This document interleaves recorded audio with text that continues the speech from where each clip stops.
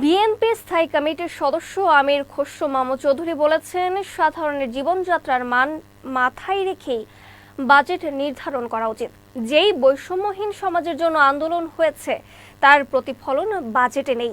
আজ রাজধানীর গুলশানে বিএনপি চেয়ারপারসনের কার্যালয়ে 2025-26 অর্থ বছরের প্রস্তাবিত বাজেট নিয়ে সংবাদ সম্মেলনে এই কথা বলেন তিনি।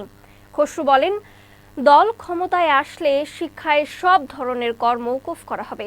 পূর্বের সরকারের মতো কাগজে প্রবৃদ্ধি ধরা হয়েছে। অন্তর্বর্তী সরকারের দেয়া বাজেটে শিক্ষা, স্বাস্থ্য ও কৃষিতে বরাদ্দ কমানো উদ্বেগজনক।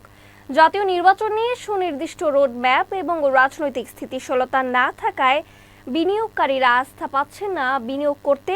একথা উল্লেখ করে তিনি বলেন, বিশাল সুদের সাথে অতিরিক্ত কর ও শুল্ক শিল্পে চাপ সৃষ্টি করবে। অনলাইন ব্যবসায় শুল্ক বাড়ানোতে চাপ বাড়বে উদ্যোক্তাদের উপর।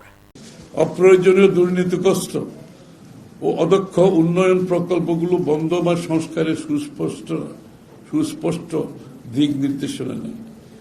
যে প্রকল্পগুলো আপনারা জানেন দুর্নীতিগ্রস্ত, এগুলো কিভাবে বন্ধ করবে, এগুলো কিভাবে পরিবর্তন করবে, রিভিউ করবে, এখানে কোনো দিক নির্দেশনা আমরা পাইনি।